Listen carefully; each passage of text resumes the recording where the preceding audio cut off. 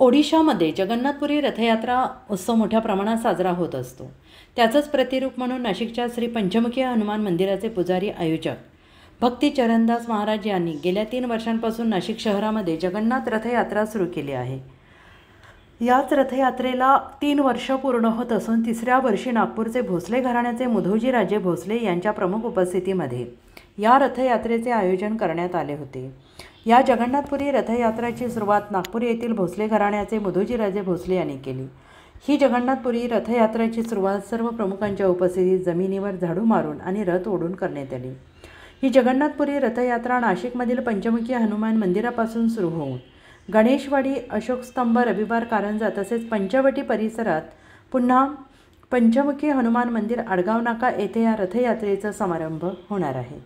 या रथयात्रेमध्ये आयोजक भक्ती चरणदास महाराज, महंत कैलासानंद सरस्वती, मनपा आयुक्त मनीषा खत्री, आमदार पंकज भुजबळ, माजी आमदार वसंत गीते, माजी आमदार बाळासाहेब सानप, माजी आमदार विनायक पांडे, माजी महापौर दशरथ पाटील, शिवसेना नेते सुनील बागुल, बाळासाहेब पाठक, धनंजय बेळे, गणेश गीते, रवी भारद्वाज, आदर्श राजपूत, प्रदीप बिलोरे, विजय काकडे, परमेश्वर नलवडे, ज्ञानेश्वर थोरात, श्याम भडावणे, मिलिंद गायकवाड, विजय ननावरे, अतुल पांघारकर, केतन जगताप तसेच जगन्नाथ रथयात्रा उत्सव समितीचे सदस्य आणि भक्त मोठ्या संख्येने उपस्थित होते। अमर सोळंखे, BBS न्यूज, नाशिक। नाशिकमध्ये आला रथयात्रा आपल्या हस्ते शुभारंभ झालाय, कसं वाटतं काय सांगा? भगवान जगन्नाथची रथयात्रा ही आमच्या पूर्वजांनी मंदिराचा जीर्णोद्धार करून ती रथयात्रा सुरू केली होती। ती परंपरा आज नाशिकमध्ये बी आपल्याला पाहायला मिळत आहे। एक 3 वर्षापासून सुरू झालेली परंपरा आज नाशिकमध्ये मोठ्या उत्साहात महंजींच्या आशीर्वादामध्ये ते होत आहे आणि एक जनसमुदायाचा एक उत्साह आणि आज या रथयात्रेसाठी मला येण्याचं भाग्य लाभलं। त्याचे महंजी आणि संपूर्ण ते सहकारी आमच्या सहकार्याचा मी धन्यवाद देतो। आणि एक आमच्या पूर्वजांनी सुरू केलेली परंपरेला आज पुन्हा इथं सुरुवात करण्याचा आम्हाला योग आला, त्याबद्दल सांगतात। लाखो भक्त ओडिशामध्ये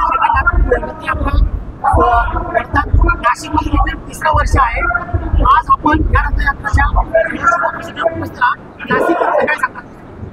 या रथयात्रेसाठी मला जेव्हा आमंत्रण आलं, मी दरवेळेस जगन्नाथपुरीला जात असतो। आमच्या चिरंजीवाला मी तिथं पाठवलं आणि आज विशेष या रथयात्रेसाठी आलो। नागपूरमध्ये मोठ्या प्रमाणात ही रथयात्रा निघते, त्यासाठी आमचे बंधू तिथं आम्ही आहेत आणि मी सर्व नाशिककरांना खूप शुभेच्छा देतो की भगवान जगन्नाथ यांचे एक अलग महत्व आहे, एक अलग महात्म्य आहे आणि भगवान जगन्नाथ जो सेवा करतो तो सुख समृद्धी आयुष्य आरोग्य पाहतो आणि या सर्व नाशिककरांनी याची परंपरा सुरुवात केली, त्याबद्दल मी सर्व नाशिककरांना त्याच्या खूप शुभेच्छा देतो आणि भगवान जगन्नाथचा आशीर्वाद या सगळ्यांवर राहो अशी भगवान जगन्नाथच्या चरणी प्रार्थना करतो। जगन्नाथ भगवान की रथयात्रा नासिक पुण्यनगरी में 3 साल से हम लोग कर रहे हैं।